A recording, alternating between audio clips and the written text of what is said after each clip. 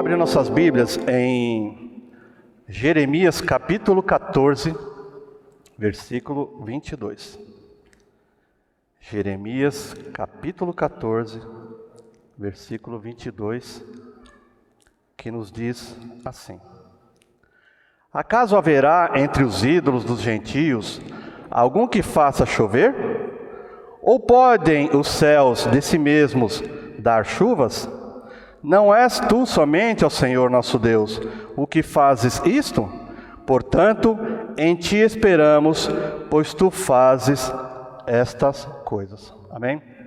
Vamos orar? Pai glorioso e bendito, Deus maravilhoso, muito obrigado, Senhor Deus, por estarmos aqui mais uma vez na tua casa, cultuando a ti, pedindo ao Senhor que nos dê sabedoria, que o Senhor continue orientando esse culto e que tudo seja para a honra e glória do teu nome, Pai. Aproveitamos também para te pedir que o Senhor seja, ó Deus amado, o anunciador disso e que eu esteja apenas, ó Pai amado, atrás de ti, fazendo a tua vontade. Cuida do teu povo, Senhor Deus, abençoa os meus irmãos, abençoa aqueles que estão online também conosco, Pai. Derrama sobre eles a tua graça e a tua misericórdia.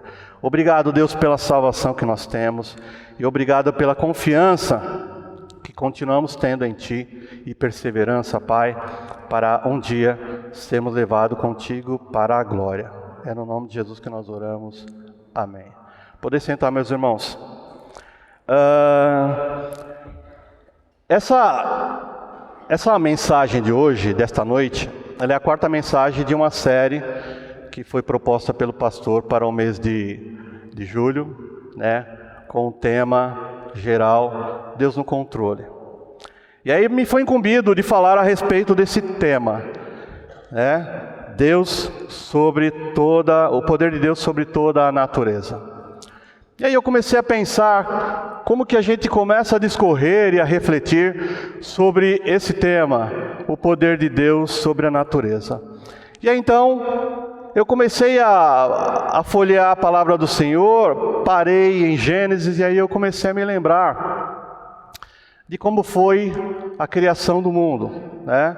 Então lá em Gênesis capítulo 1, ele vai falar que no primeiro dia, né, Deus criou o céu, o dia e a noite. Depois ele vai dizer para nós que lá no segundo dia, que Deus criou os céus. Depois ele vai avançar dizendo que no terceiro dia, Deus criou a terra, os mares, as árvores frutíferas, as relvas e também as ervas.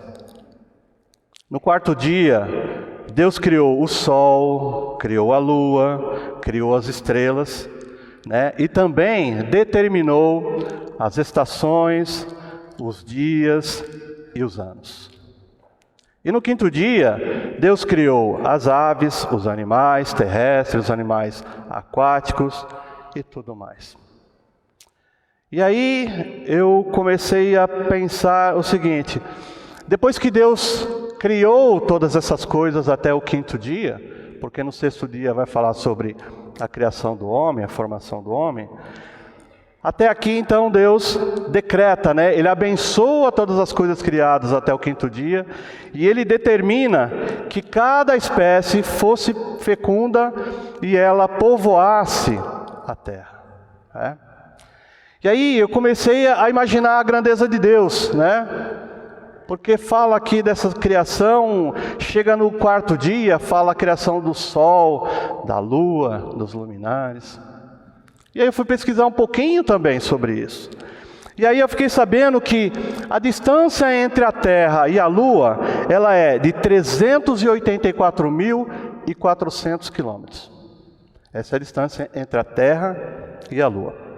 A distância entre a Terra e o Sol, ela é de 149.600.000 quilômetros. 149.600.000 quilômetros. A Terra, ela tem um movimento de rotação. Então a Terra gira em torno de si mesmo e esse fechamento de um ciclo, ele dura 24 horas. Mas ao mesmo tempo em que a Terra está girando em torno de si, e isso completa um ciclo de 24 horas, ela faz um outro movimento chamado de translação, em que ela ela circula ao redor do Sol. E essa velocidade em que a Terra vai fazendo seu movimento de rotação e vai fazendo um movimento ao redor do Sol, ela percorre essa velocidade de 29,78 quilômetros por segundo. A Terra ela gira em torno do Sol a uma velocidade de aproximadamente 30 quilômetros por segundo. E esse percurso inteiro, ele é feito em 365 dias, ponto 25. Por isso que a cada 4 anos, nós temos um ano bissexto. Tá? Que a cada 0,25 vezes 4, completa-se então mais um ano. E a cada 4 anos nós temos um ano, um período de 366 dias. E aí também, né, a aceleração da gravidade, que todo mundo na escola aprendeu, né? A aceleração da gravidade é 9,8 metros por segundo ao quadrado. Então isso tudo quando o Senhor criou os luminares, Deus já estabeleceu essas informações que eu acabei de passar para vocês. E aí, lá na frente, Newton, né, o físico, ele criou 3 leis. Aliás, ele descobriu 3 leis. E a primeira das leis que ele descobriu foi a lei da inércia, né? Ou seja, a lei da inércia, ela mantém todos os corpos celestes em suas posições com equidistância. Ou seja, ninguém vai muito, nem a distancia, nem se aproxima muito, dentro daquela faixa de tolerância pré-determinada pelo Senhor. Então, quando o Senhor criou os luminares e quando o Senhor no 5º dia, no 4º dia, ele também estabeleceu as estações, Deus já deixou claro ali para a natureza, para tudo que ele havia criado, que ele tinha poder sobre ela. De que o Senhor tinha poder sobre esta natureza que ele havia criado. E aí, acompanhando algumas informações da Bíblia que nós já conhecemos, nós vemos lá que houve o dilúvio. Então o Senhor determinou 40 dias e 40 noites de copiosa chuva. Então foram 40 dias e 40 dias de chuva ininterrupta que o Senhor determinou ali. O Senhor também determinou lá, no período de José, 7 anos de fome.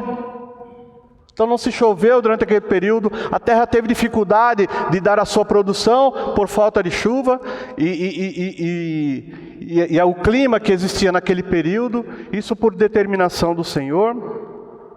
O Senhor também determinou as pragas no Egito, quando havia toda aquela negociação da parte de Moisés, enviado do Senhor para conversar com o faraó.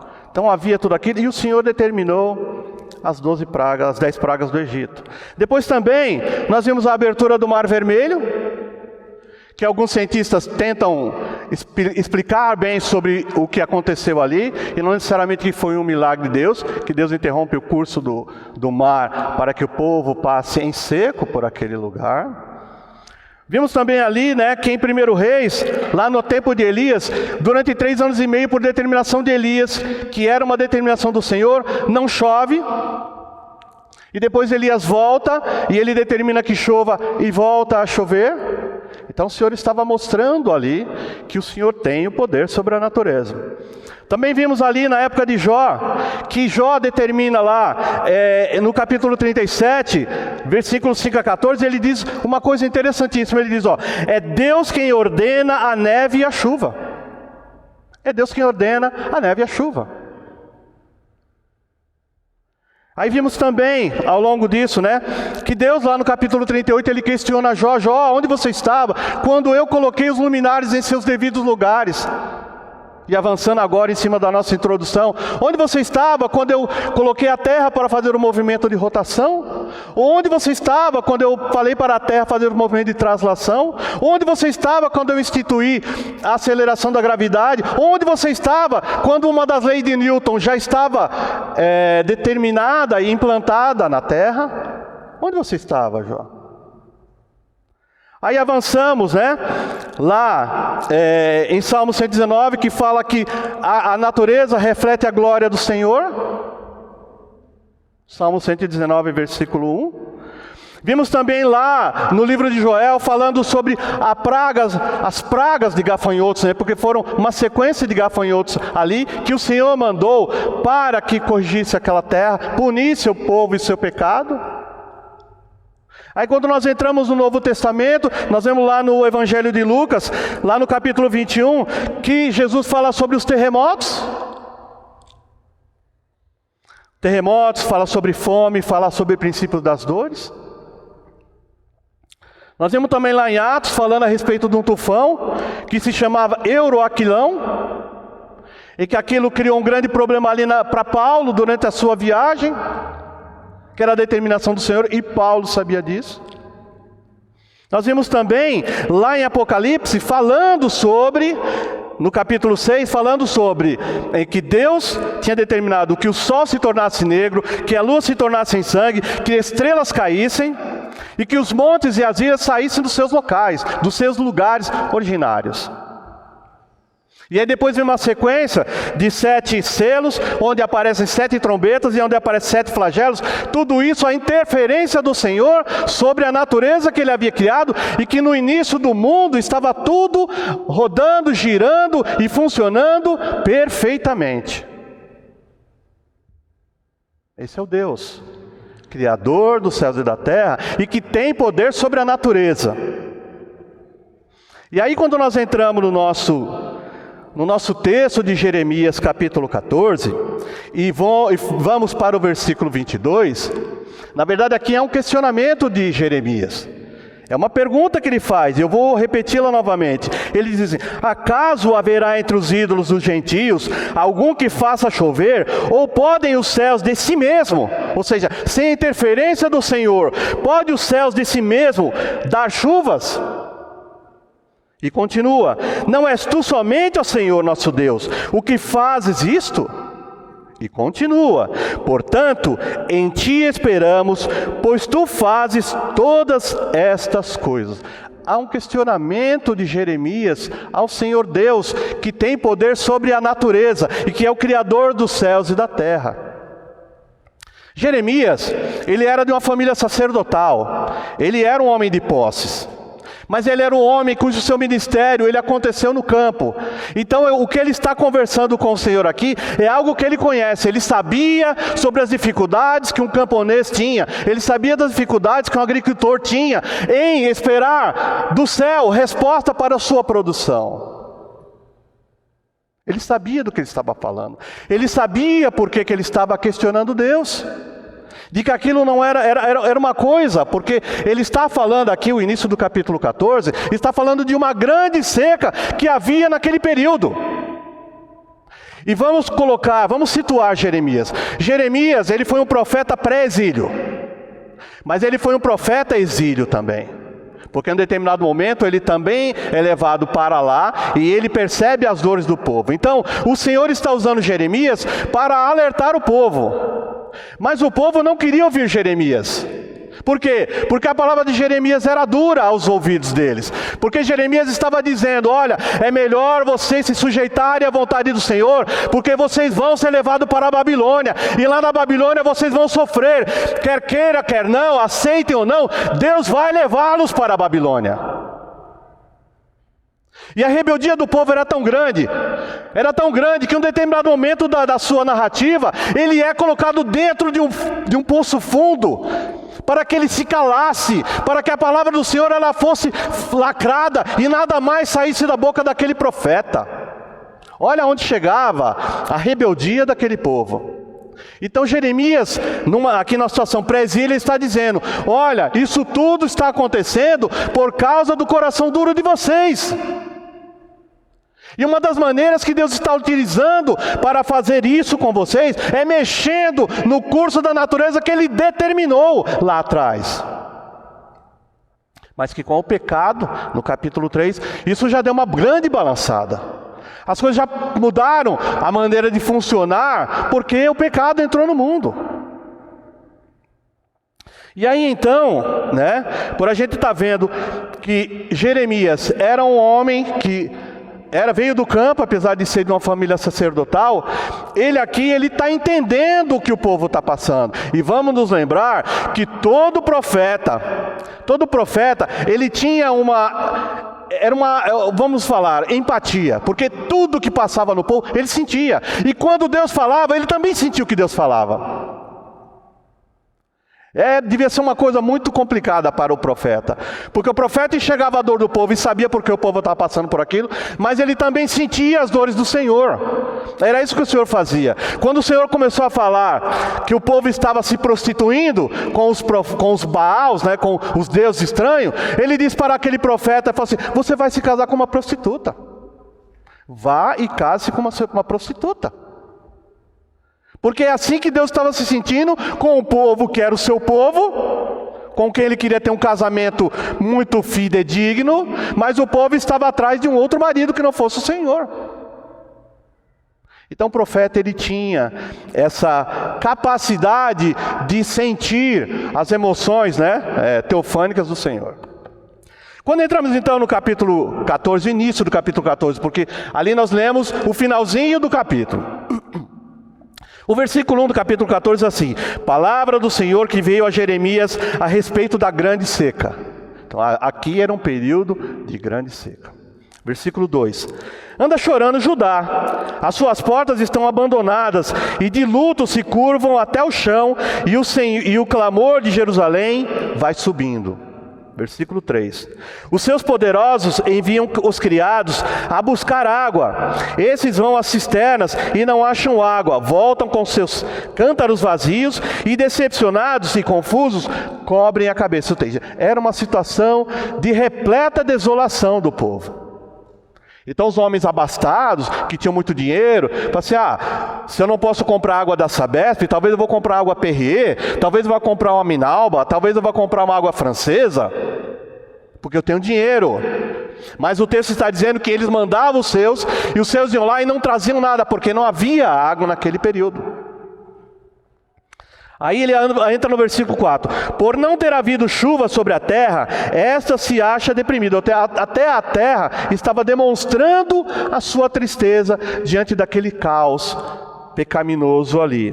Versículo 5: até as servas no campo têm as suas crias e as abandonam porque não há erva. Então assim, não há água, não há grama, não há pasto, não há vida. E o versículo 6: os jumentos selvagens se põem nos desnudos, altos e ofegantes, sorvem o ar como chacais, e os seus olhos desfalecem porque não há erva. Então, Jeremias, ele começa a descrever o cenário, e ele vai avançando ao longo do capítulo 14, até que ele culmina com a pergunta no versículo 22.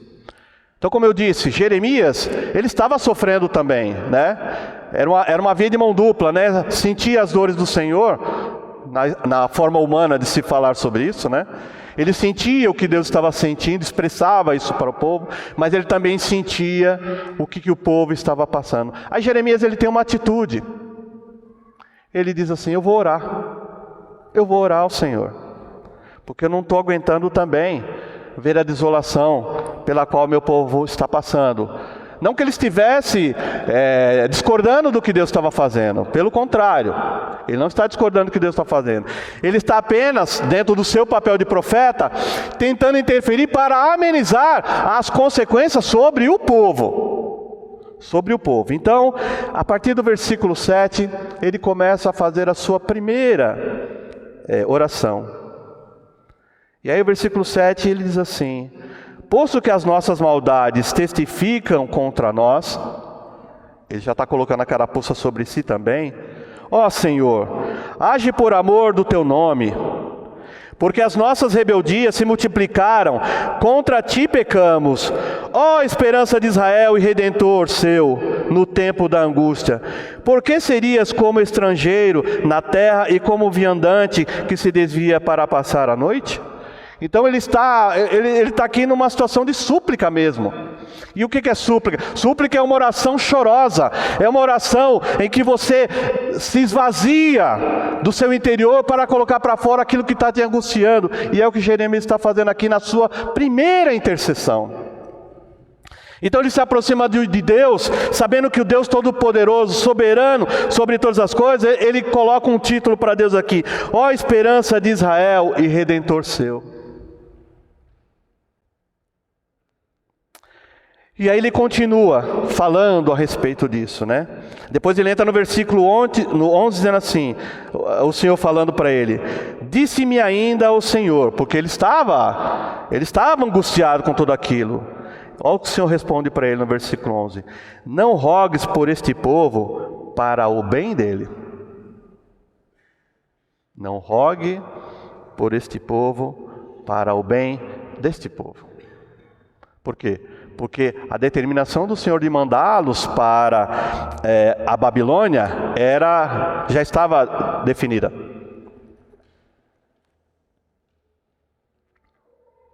E aí então depois disso, o versículo 12, quando jejuares, o Senhor ainda falando, quando jejuares não ouvirei o seu clamor, e quando trouxerem holocaustos e ofertas de manjares, não me agradarei deles, antes eu os consumirei pela espada, pela fome e pela peste.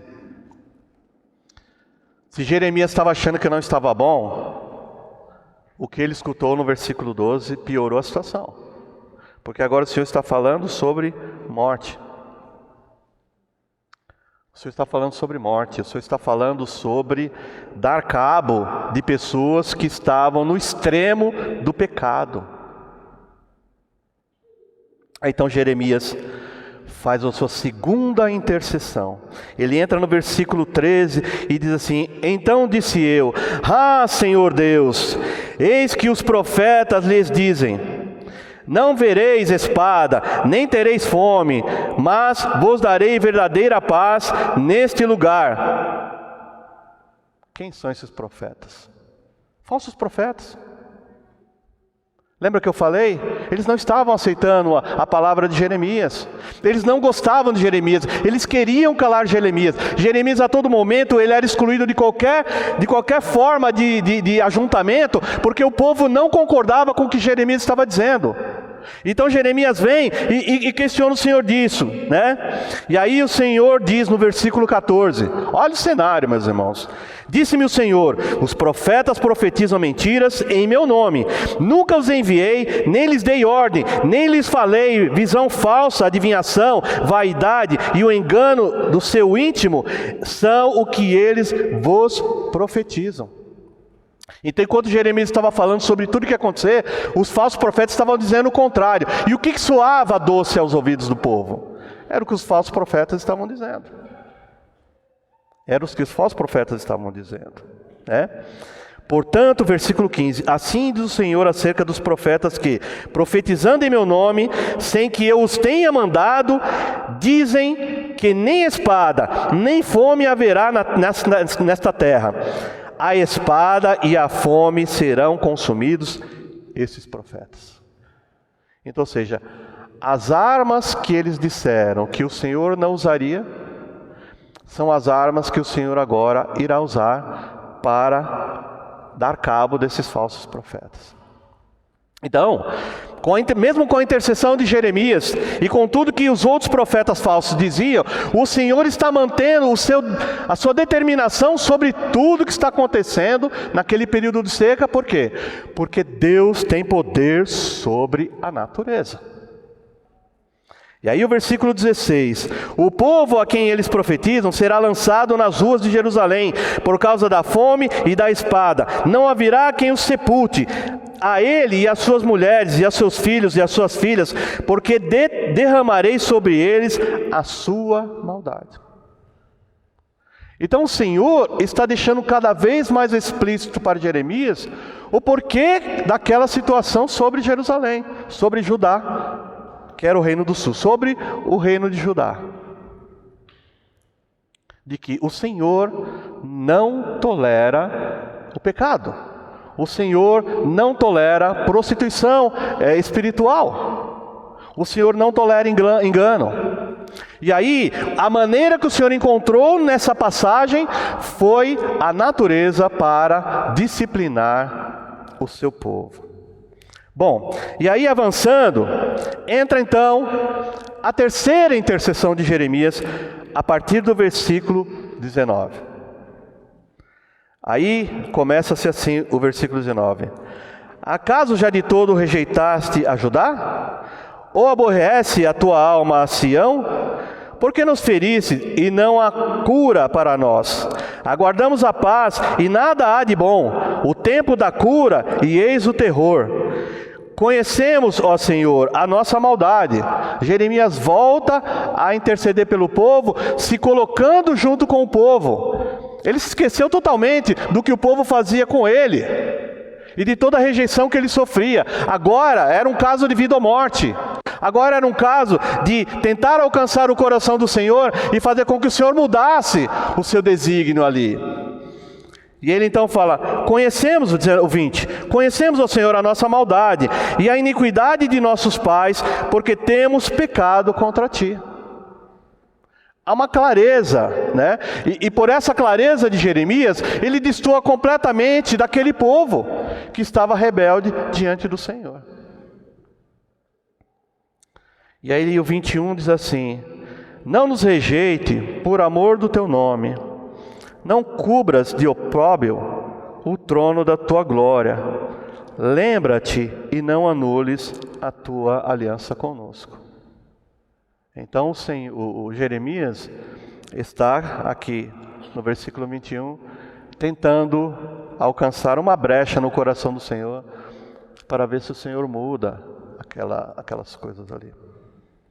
E aí então vem o versículo 22, que é o início da nossa mensagem. Acaso haverá entre os ídolos dos gentios algum que faça chover? Ou podem os céus de si mesmos dar chuvas?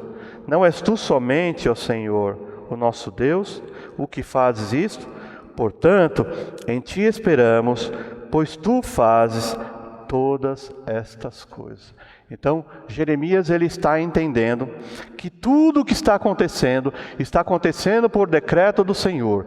Tudo o que está acontecendo porque o Senhor está precisando disciplinar o seu povo amado, que naquele momento não estava lhe dando crédito algum. O Senhor estava precisando disciplinar aquele povo, porque aquele povo foi buscar falsos profetas que trouxessem uma palavra diferente daquela dada pelo Senhor, por intermédio do profeta. E ele também estava observando que o Senhor tinha poder sobre todas as coisas. É interessante isso, né? Porque essa argumentação de Jeremias nos faz lembrar aquela argumentação de Abraão a respeito do seu sobrinho Ló, quando havia determinação por parte do Senhor de destruir Sodoma e Gomorra. E começa ali com uma conversa entre 50, 45, 40, 35. E o Senhor vai dizendo, olha, se você encontrar essa quantidade, eu com certeza não vou destruir a terra. Eu não vou destruir aquelas cidades. Até um determinado momento em que fala assim, ó, já não cabe mais argumento. Já não cabe mais argumento. Então as suas 3 sequências de orações, de intercessão pelo povo, não está surtindo efeito para o Senhor, por causa da determinação do que o Senhor tinha já estabelecido e que precisava punir aquele povo. Ora, lembrando que esse povo, né, os seus antepassados já tinham ouvido lá atrás, por intermédio de Moisés, quando Moisés ainda lá na terra de Moabe, fez os 4 grandes discursos que estão descritos lá em Deuteronômio. E em um determinado momento, Moisés diz assim, olha, se vocês obedecerem ao Senhor, o Senhor fará com que essa terra frutifique ainda mais. Essa terra que manda leite e mel, ela frutificará ainda mais. Então não era novidade para o povo o que estava acontecendo aqui. Havendo obediência, a terra frutificará ainda mais. Não havendo obediência, o Senhor então intercede e interrompe o ciclo de bênção sobre a terra e muda as coisas ali. Então, no versículo 22, há um questionamento de Jeremias sobre isso. Irmãos, aí o Senhor entra no capítulo 15. Disse-me, porém, ele fez uma pergunta no versículo 22 do capítulo 14. Entra o Senhor no capítulo 15, versículo 1, e diz assim: Disse-me, porém, o Senhor, ainda que Moisés, olha que dura a palavra do Senhor, ainda que Moisés e Samuel se puserem diante de mim, meu coração não se inclinará para este povo. Lança-os de diante de mim e saiam. Irmão, que palavra dura! Que palavra dura do Senhor para o seu povo! A palavra do Senhor diz assim, que o Senhor corrige a quem Ele ama. O Senhor está corrigindo ao povo que ama. O reino do norte já estava totalmente dizimado. A Assíria já tinha feito de tudo ali, acabado com aquele reino. Agora o que o Senhor está falando aqui é com o reino do sul, 2 tribos no reino do sul. Que apesar de tudo isso, e vocês sabem da história, o Senhor os levou para lá, e Nabucodonosor deu uma certa regalia para aquele povo. O povo tinha uma certa liberdade para cultuar o Senhor. O povo tinha uma certa liberdade para cultuar o Senhor.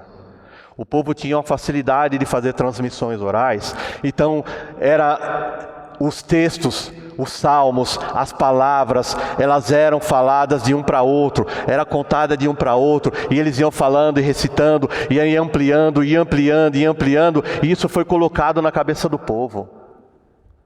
O Senhor deu para eles um privilégio, apesar de tudo que aconteceu. E aí chega um determinado momento em que o povo fala assim: era tão bom naquele tempo que a gente estava ali na terra de Sião, em que a gente conversava com o Senhor, em que as coisas aconteciam de maneira maravilhosa. Quanta saudade daquele tempo. E o povo começava a ser saudosista das bênçãos do Senhor. E aí o versículo 2 do capítulo 15: quando te perguntarem, para onde iremos? Dir-lhe-ás, assim diz o Senhor, o que é para a morte, para a morte. O que é para a espada, para a espada. O que é para a fome, para a fome. E o que é para o cativeiro, para o cativeiro. O Senhor estava dando 4 tipos de punições para aquele povo rebelde. Então, Jeremias se cala. Por quê? Porque Jeremias fez o seu papel, ele fez o seu papel. Ele intercedeu pelo povo, ele culpou-se assim, porque ele em nenhum momento ele disse assim: não, Senhor, nessa hora o povo de Israel está aqui e eu estou isolado. Não, eu também pequei, Senhor, o meu povo pecou, Senhor. E agora o que nós vamos fazer, Senhor? O povo está passando fome, os animais estão morrendo, os ricos com a sua soberba estão indo buscar água e não encontram, Senhor. Pai, como é que faz? Tudo parou. A chuva que deveria vir por intermédio da nuvem não vem mais. Senhor, lembra que o Senhor lá atrás determinou, lá em Gênesis capítulo 1, o Senhor determinou a criação do mundo e determinou as estações. Senhor, as estações não estão funcionando conforme o Senhor determinou, Pai. E o Senhor fala para ele assim: sim, porque eu tenho poder sobre a natureza e eu faço com ela o que eu quero. Eu faço com a natureza o que eu quero, inclusive usar nesse momento para punir esse povo que eu tanto amo. E aí a gente começa a observar as coisas que nós vemos por agora. É diferente? O nosso período de agora está diferente? A rebeldia escancarada pelo mundo. O cuidado com a natureza que foi determinado para Adão, de quem nós somos descendentes, não está acontecendo. As pessoas estão fazendo tudo da maneira que bem querem, né? Há queimadas, há desvio de água, há matança de animais. Nós somos mordomos dessa natureza e nada está acontecendo. E nós fomos, né, no nosso começo da mensagem, fomos até Apocalipse, o Senhor falando sobre o que iria acontecer lá. Sobre os 7 flagelos, né, sobre as taças da cólera do Senhor. E aí o Senhor começa a falar sobre o sol, Ele fala sobre a lua, ele fala sobre os luminares, que 1/3 vai cair, vai se escurecer tudo. Ele fala sobre 1/3 do mar, ele fala sobre 1/3 dos rios. Ou seja, não havendo mar, não havendo rio, não havendo luminosidade do sol ou da lua para determinadas estações, a produção da terra vai diminuir. Havendo a diminuição da produção da terra, a fome vai abater. Isso tudo está descrito lá em Apocalipse. Porque o Senhor, Ele tem poder sobre a natureza e Ele vai usar a natureza para fazer todas essas coisas. Bem, uma vez que Jeremias faz todos esses questionamentos, todas essas intercessões ao Senhor, e o Senhor lhe diz: é exatamente isso que eu vou fazer. E por favor, manda esse povo embora porque eu não quero mais olhar para a cara deles. Eu não sei como é que ficou a cara de Jeremias depois de ouvir isso da parte do Senhor, no versículo 1 do capítulo 15. Mas eu imagino que não deve ter sido fácil para ele.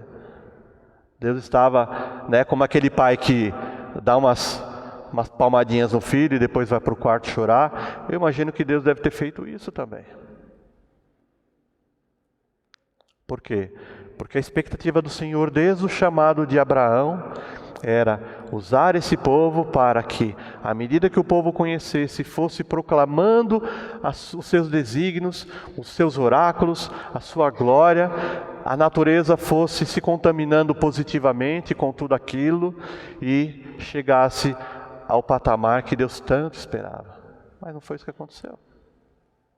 Então esse povo foi levado para a Babilônia.